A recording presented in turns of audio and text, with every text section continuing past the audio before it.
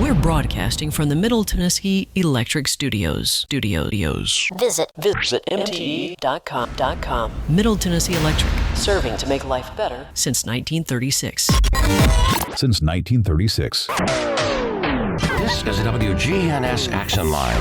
Now, your host, Scott Walker. You're tuned to WGNS, and our guest today in studio, Dr. Dan Rudd. How are you this morning? Good morning, Scott. Doing well. Well, kind of wet and rainy out there, and I know a lot of people are afraid of getting things like the flu and the cold and COVID as well. That's right. You know, we're headed into the peak season here in the next month or two. Right now, the numbers are still low on everything, but we're in a much better place than we were 2 or 3 years ago. Man, 2 or 3 years ago, it was quite different out there, wasn't it? Incredibly different, yeah. And I think that the key to that really is what was initially stated as herd immunity. And we were facing the coronavirus mutation, which was a totally new virus, and there really was absolutely no immunity in the population. And so that was really the critical thing. And, you know, now we are at a different place where we basically have numbers that are very low now. We had some peak in the summer, which was expected. We are headed into really a kind of a good number as far as our hospitalizations and deaths, very low numbers. And, you know, I think that one of the things that people take for granted is that maybe they don't need to get vaccinated anymore. And I think that it's very individual. You know, people who are at higher risk should be vaccinated. If you're over 65, if you have serious medical illnesses, if, you know, babies that have medical problems, they need to be vaccinated. And I think that, and of course, you know, one of the big things that vaccination does also is it cuts down the risk of the long COVID, which is a syndrome that occurs following COVID infections, even mild ones, that can have long-term 6 to 8 months, a year of, you know, brain fog, fatigue, a variety of sort of, you know, hard to identify symptoms that really can be fairly disabling. And the COVID vaccine does diminish the risk of that. And again, we're talking about all different types of illnesses, but again, COVID, that was the one that really changed the medical landscape. Those changes are still impacting us today.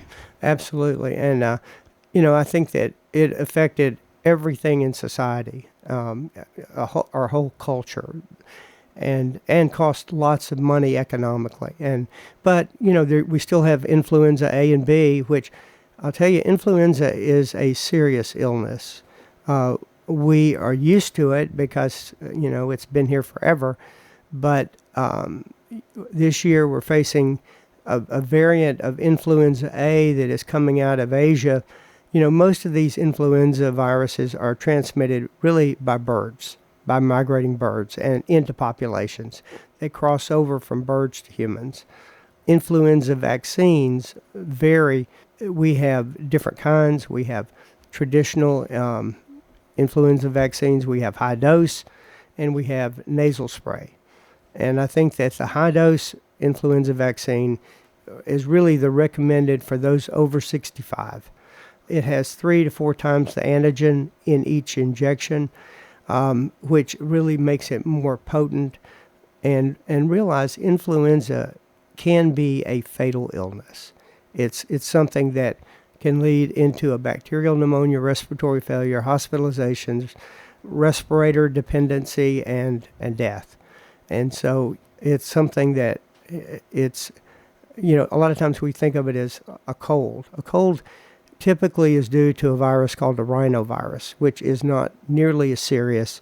Cold viruses, you know, can occur any time of year, mostly though in winter. And it's something that we don't want to be sick. We don't have a vaccine against a rhinovirus. So we can't really prophylax it for that.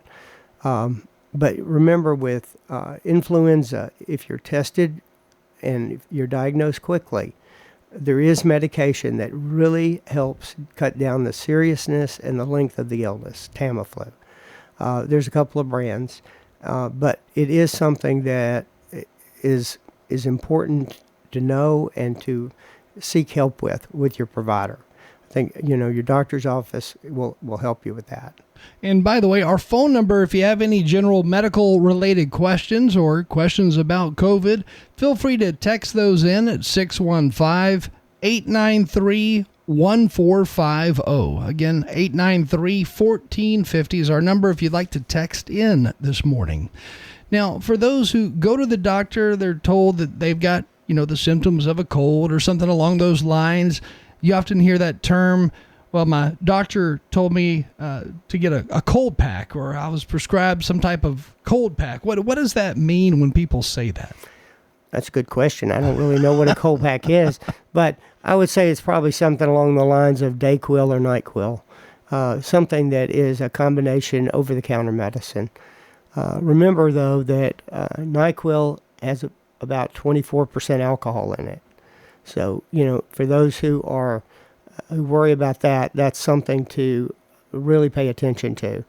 Dayquil doesn't, but the NyQuil does. And it's the biggest things to do are to really stay hydrated, maintain your nutrition, watch for any complications such as fever, productive cough that lasts over a week, anything that may indicate an early onset of pneumonia, because that can be very easy to miss, and especially in older people, because the symptoms can be mild. It can be just one of sort of decreasing energy, tired all the time, coughing, sometimes a lot of fever.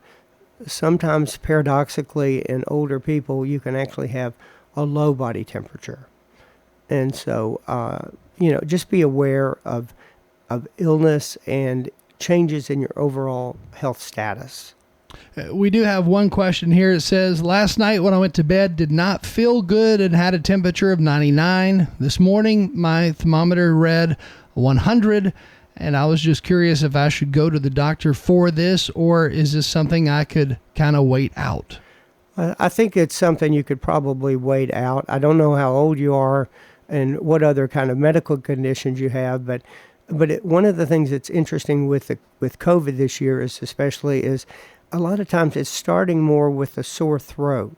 One of the things we learned a few years ago, 3 or 4 years ago, was we saw a lot of the taste and smell changes that occurred. That seems to be shifting a little bit with the variants that are out there this year.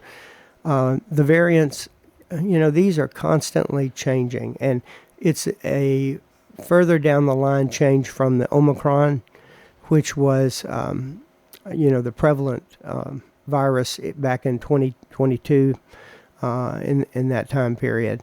But, if you're running a fever that over 101, 102, it's not responding to Tylenol, and you're feeling poorly, you feel sick, then you should go in and get tested. And whenever you have a fever that's, let's say, 100 or above, does that fever itself make you feel, exhausted? Absolutely. It can be, it can drain you. But, ahead of that, I do recommend for people to get their vaccinations in. The flu vaccine, the appropriate dose of the flu vaccine based on their age, their COVID vaccine, I think is a good thing. Remember now, we have both the mRNA COVID vaccines and the regular type COVID vaccine that is not mRNA. It's a Novavax vaccine. And for those who don't want the mRNA, the Novavax is available, and you can get that. Influenza vaccine, remember, go high dose if you're older, regular dose if you're younger. There's also the RSV, respiratory syncytial virus, which is fortunately, we have a vaccine for that now, which is fairly new. I think it came out in 2023, and for especially little kids, babies, they've had a very a very difficult time with RSV ending up in the hospital. And also it's important in older people, especially over 75. Now, if you do have a temperature, but let's say you don't have all these other symptoms other than just the tiredness, then is resting what you should be doing, or could you theoretically still go to work and be okay, or are you putting everybody else in danger? Well, a low-grade fever, I hate to say temperature, we all have a temperature, even after we're dead, And so, but a low-grade fever alone is not a reason to really isolate. I think that if you're coughing and sneezing, then you're spreading virus. And so that's, something that, depending on your job, depending on a lot of variables, and there's no set time now that you need to, quote, isolate. When during the COVID pandemic, it was crazy. I mean, people were doing these, 10-day isolations, things like that. They were isolating until they had a negative COVID test, lots of things. And, I think that now you don't need to do a reflex 10-day isolation because you have a fever. I think it's playing it by ear and being responsible. Looking back to last year, that did have a lot of negative impacts on society as a whole because you had kids who were missing 10, 20 days of school. Well, sometimes schools closed. Yeah. Because, they would have 10 or 15 kids in a class that were sick, and everybody acted like, it's run for the hills time. Yeah. And so I think we're over that now. There's always been wintertime upper respiratory illnesses. Kids that need to stay home, kids that need to go to school. I mean, and it should be that way. It's kind of like we lost some of our common sense during that time period. Well, and there were so many different incentives that were out there to facilitate that. All kinds of, rules regarding federal monies, the way hospitals did, the way businesses operated, a lot of people moving to remote work, so many changes. Yeah. Here's another question. It says, if I had COVID over the summer, do I still need to get this new vaccine that everybody's talking about? Again, I don't know how old you are, but if you're, under 65, there's no reason probably to do that. If you're over 65 and have other illnesses, then I would get it. So really, we need to focus on, age groups and what existing illnesses you may have if you are undergoing cancer treatment, for example. Exactly. So things like that. Just look at that, I guess, number one. Well, we're getting back to a more common sense approach.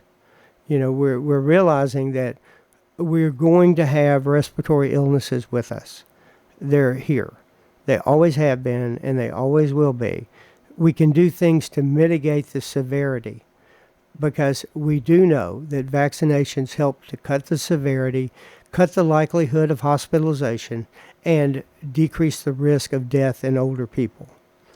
Now, if somebody asks a question that you've already answered, I guess we'll just touch base on it again. But some of these, I see one person ask, I've heard RSV is hitting earlier this year. How can parents tell if it's RSV or if it's just a regular cold? So they said I guess they're talking about their kids. Yeah, RSV is not a worry in kids that are over a couple of years old. It may occur, but I mean it's not really anything to be panicked about.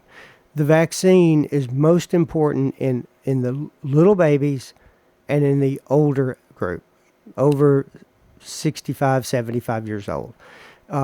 In between there, if you don't have any serious medical illnesses, then it's really not an issue.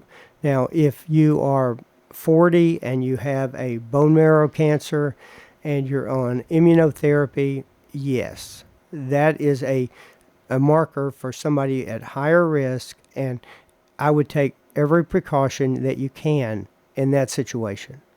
And then if, it's been a long time since I've had little kids or babies or newborns. How often are parents usually taking those newborns, for checkups to the doctor anyway? Well, I think you should follow the pediatrician's recommended schedules. And so simply take your kids to their pediatrician based on the recommendations the doctor gives you. And we had another question here asking how safe the vaccine is. And I'm sure questions like that come from things that you read online on social media. There's a lot of fears out there. But how safe are these vaccines people are getting? I believe they're very safe. I think that, there will be adverse reactions. And there are so many stories that have occurred coming off the internet.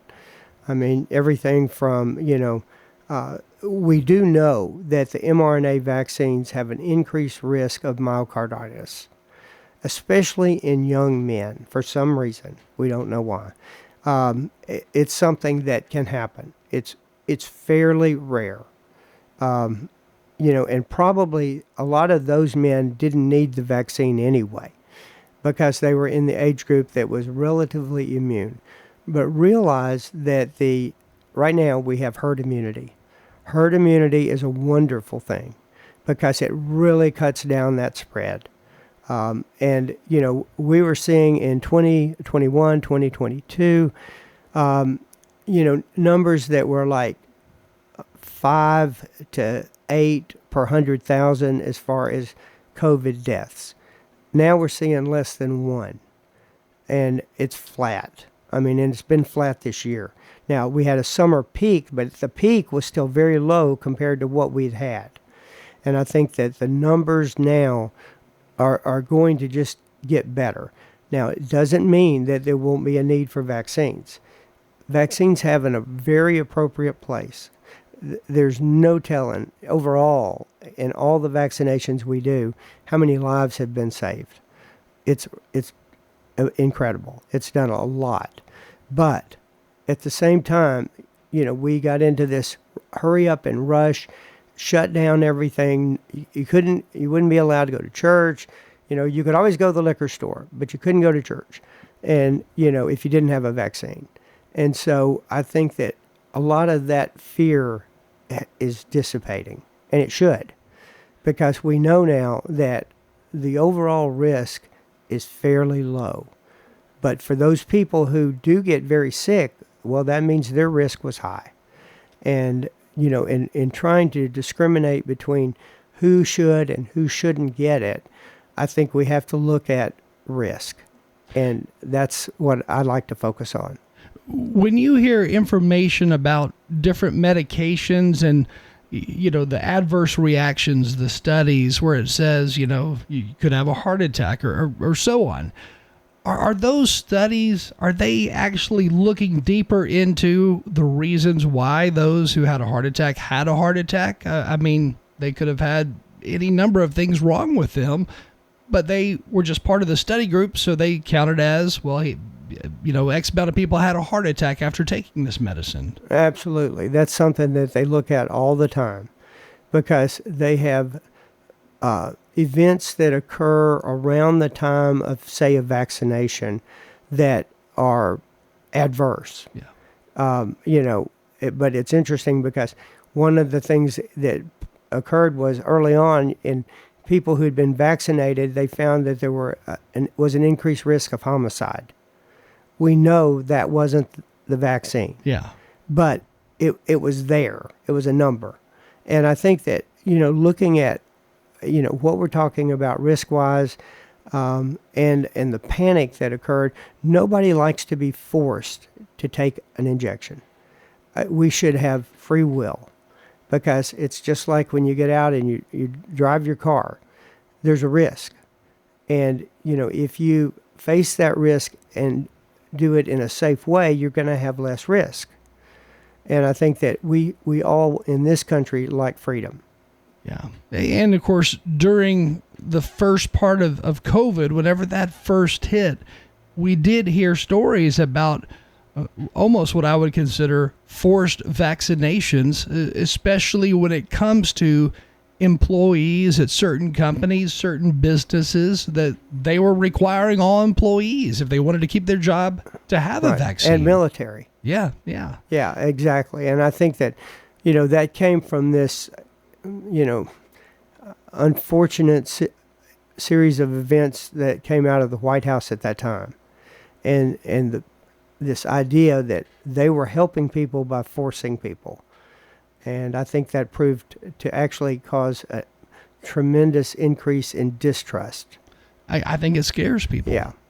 And when you hear about, let's say, for example, vaccines that children have to have when they go to school, you always hear about some group of parents questioning, I don't want my child to get this vaccine. Right. Are those vaccines proven to be safe at this point? I think they are. I think that, but at the same time, we're in a sort of a tenuous situation with, people should have the right to decide for their children what to do. But I think that we want people to be educated and to understand that, the benefits and the risks.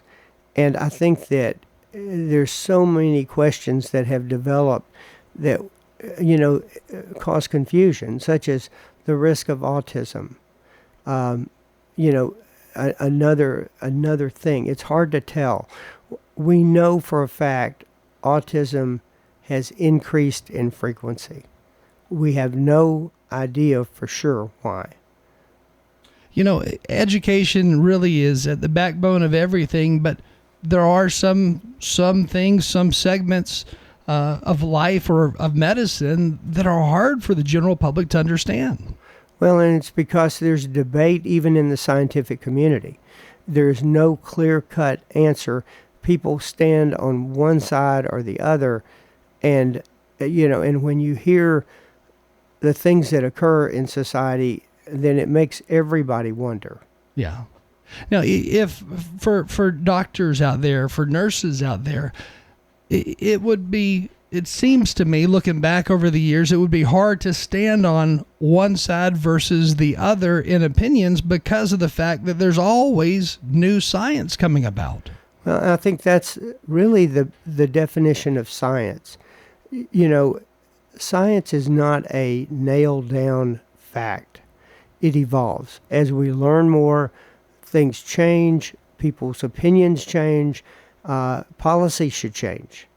But, there's some things that I think that, in the past, we've just gone with.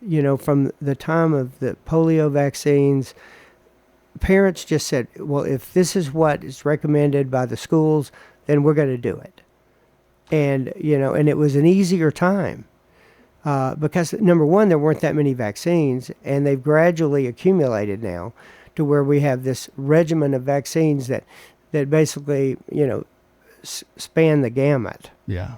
And then you got to wonder, if children are getting all these vaccines or adults are getting all these vaccines at once, what types of interactions are occurring between the vaccines? Exactly. And I think that, for instance, now with the COVID and flu and RSV vaccines, there's still some debate about whether you should get all three at once.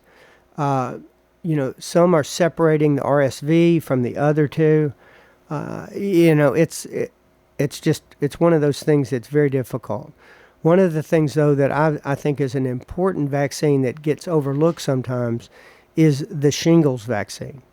The shingles vaccine is a vaccine that now it's the newest one is Shingrix. It's a 2-shot regimen, one and the next one at 2 months. But it helps to really decrease the risk of acute herpes zoster, which is a rash due to the herpes virus. But one of the surprising things that's showing up is that the vaccine also seems to decrease the risk of developing Alzheimer's disease. Oh, wow. And which is something that, there's a lot of debate about whether the virus causes chronic inflammation in the brain, leading to Alzheimer's disease.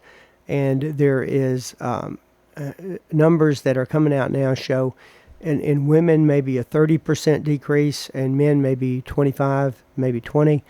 But, those kind of numbers are significant considering the morbidity that comes with Alzheimer's disease.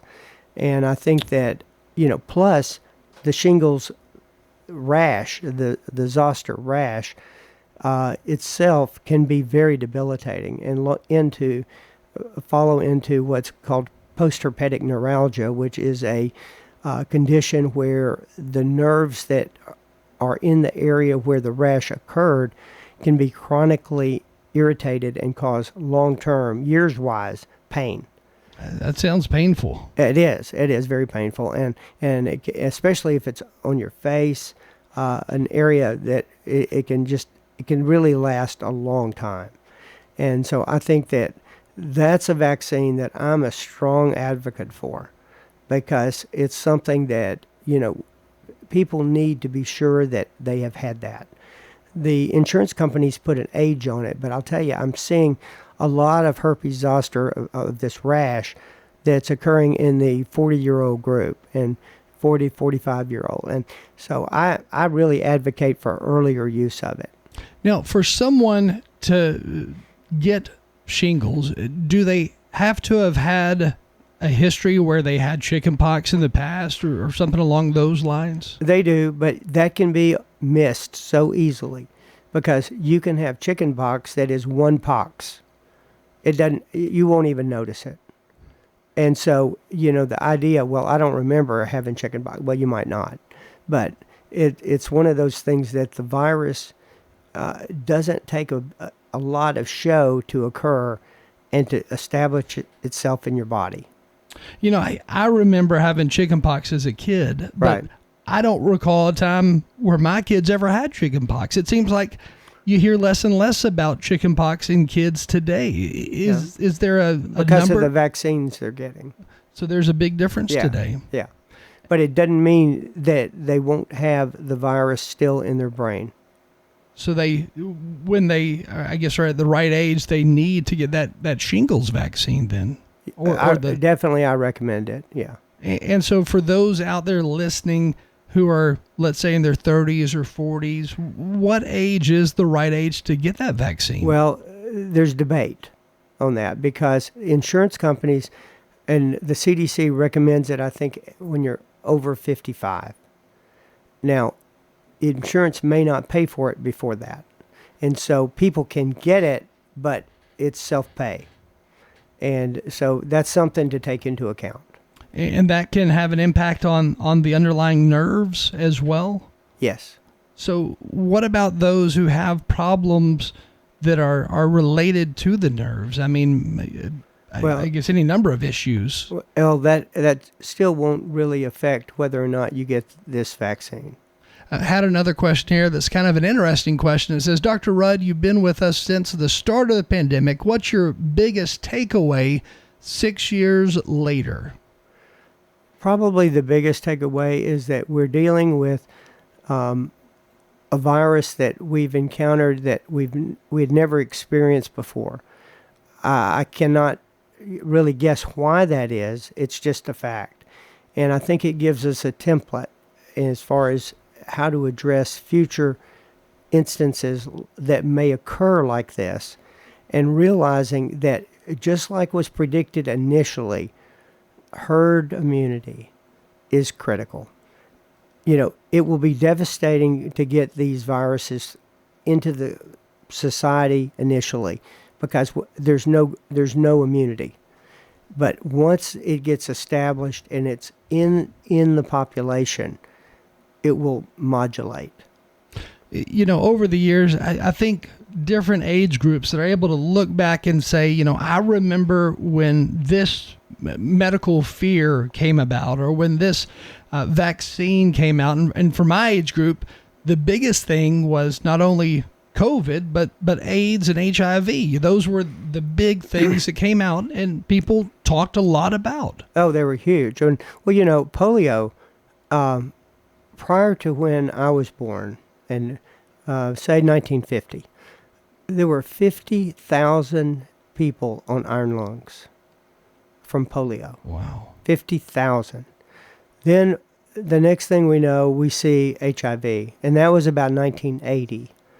1980, HIV was a fatal illness. Everyone, almost, there's an exception, but almost everyone who got it died. There were doctors who died because they had a blood exposure. There were a lot of deaths. Following the development of the antiviral drugs, which really was spurred on by HIV, the next thing we faced was COVID. And the COVID aftermath and during COVID, I mean, that was the biggest thing that a lot of people, really age 20 plus, are probably ever going to experience as far as a major breakout. At least I hope. Maybe. I think there will be more. I don't know what they'll be, of course, but I anticipate it because that's the nature of infectious diseases. They are constantly mutating, and 99 out of 100 don't turn into anything, but one will. And we don't know what that is, but one of the things that's happened now with technology, we have this incredible ability to rapidly address, to identify, and to build defenses, either drugs or vaccines or other things that can be done so much faster than what was possible. And so I'm very optimistic. I don't think this is a fatalistic type thing at all. I think that our technology it's coming about to serve us, and I think it will. Again, Dr. Dan Rudd on the air with us this morning. We are going to take a short break, and then we'll be right back. And feel free to text in any question you may have to 615-893-1450. Again, we'll be right back. Shopping at the Restore. Hi, I am Tina. You never know what you may find at the Habitat Restore. Hi, I'm Wendy. Hey, this is Rocky. You never know what you'll find at the Habitat Restore. Shopping at the Restore. Try the Habitat Restore. We have used appliances. Hey, we have refrigerators, microwave, gently used washers and dryers. We're hiring at the Habitat Restore. Stop by 850 Dr. Martin Luther King Jr. Boulevard for more information. You will leave our store humming. Hi, this is Dave Kivanemi at Music World and Drummer's Den, 2762 South Church Street in Murfreesboro. We're across from Indian Hills Golf Course. Come out and see us for all of your music needs. We've got guitars, pianos, amps, drums, PA equipment, rentals, lessons, most anything you can think of in the music genre. Come see us at Music World and Drummer's Den on South Church. We're across from Indian Hills Golf Course. From the backwoods to the classroom to the businesses to the homes to everywhere, it's Rocky the Raccoon, here to talk trash and how to do it better. It's the Recycled Minute, brought to you by RecycleRightTN.com. I am flipping bottles for good, not for games. Hey, I'm Rocky the Raccoon. You know all those bottles you go through each and every month? You buy them at the grocery store. They may be filled with orange juice, they may be filled with soda, or you may buy a bunch of those water bottles. Well, you can use some of them to make a weight set out of, for your next workout. So whenever you put those leg warmers on, you can also fill up those bottles that you got with water or sand. Seal the top on tight, and there you have it. Free fitness gear. It saves plastic and tones your body at the same time. Now that's smart recycling. For RecycleRightTN.com, I'm Rocky the Raccoon. And that's today's Recycled Minute. Find the closest place to recycle near you by going to RecycleRightTN.com. This is Peter Demas, and our family is inviting your family to come eat with us at Demas's restaurant. Right now there's this big talk of tariffs. So we start looking at where do all of our suppliers get their product from. Even though we're buying it from, and it looks like it's from an American company, but they're getting it from China. What we're trying to do is we're trying to give people the value. When the prices do go up, we have at least a cushion to work off of. Come eat with us at Demas's restaurant on Northwest Broad Street. We're talking with Peggy Parton. What have you enjoyed most about Adams Place? The wonderful people that are here, and certainly all of those that take care of us and guide us, and they have something going all the time, and It's delightful. And the security that you feel here, it's wonderful. This is Terry Deal. Come tour Adams Place and discover living a dream in your senior years. The Action Line on FM 101.9 and AM 1450 Murfreesboro, FM 100.5 Smyrna. Listen and watch at WGNSradio.com. You're listening to WGNS, and our guest today in studio, Dr. Dan Rudd, medical doctor, and we've been talking a little bit about COVID and vaccinations and things to look out for, things to watch for. Here's another text message. It says, I'm old enough to remember getting the Salk polio immunization in a sugar tube. Why don't they give that alternative in other vaccinations these days? Vaccinations like COVID, RSV, or the flu? I think that was probably a sugar cube.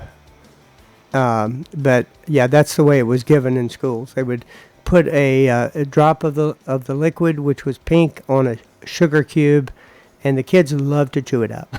And so they don't do that because what's called bioavailability.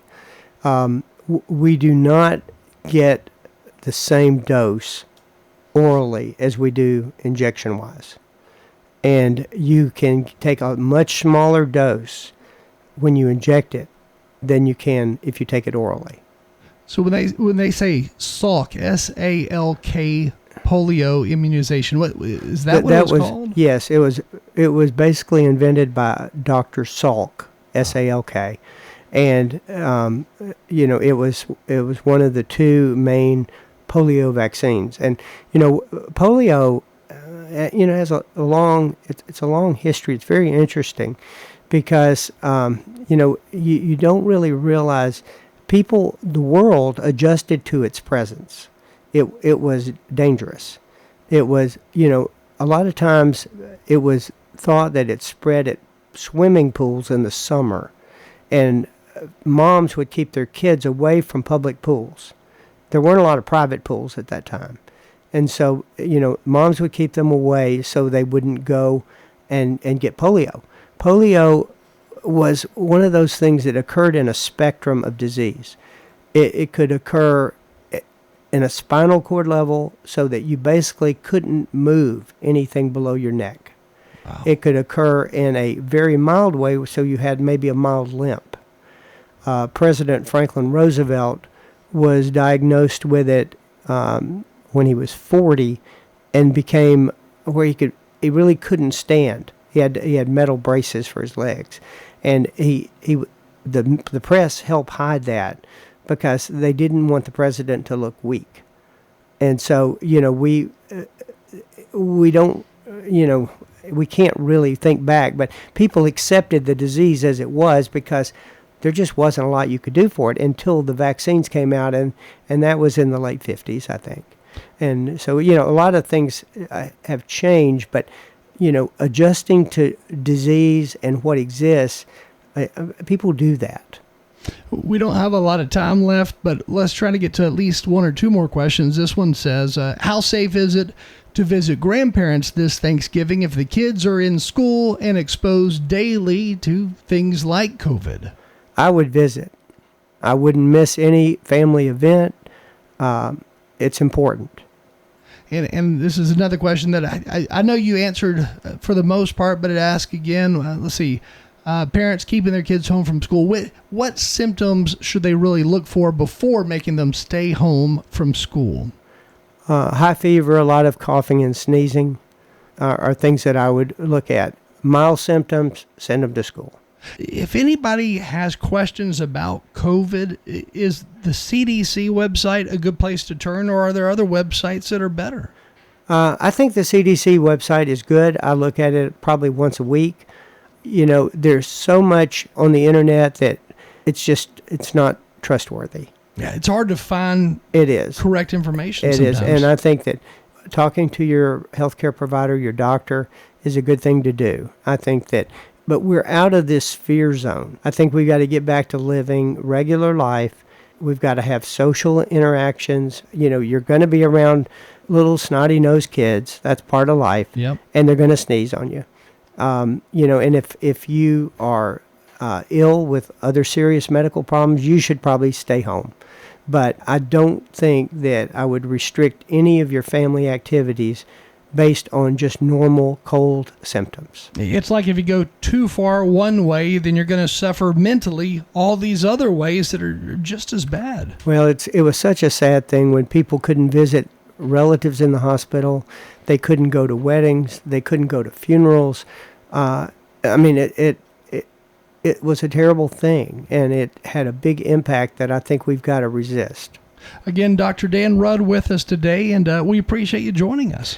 Happy to be here. Good to see you again, Scott. You too. Right now it's 9 o'clock. You're listening to WGNS Murfreesboro, and we do have more news and information coming your way next. WGNS is powered by Middle Tennessee Electric. MTE's EV Car Club has hundreds of members and growing. EV owners, enthusiasts, and anyone interested in learning more about electric vehicles is encouraged to sign up at mte.com/EV Car Club.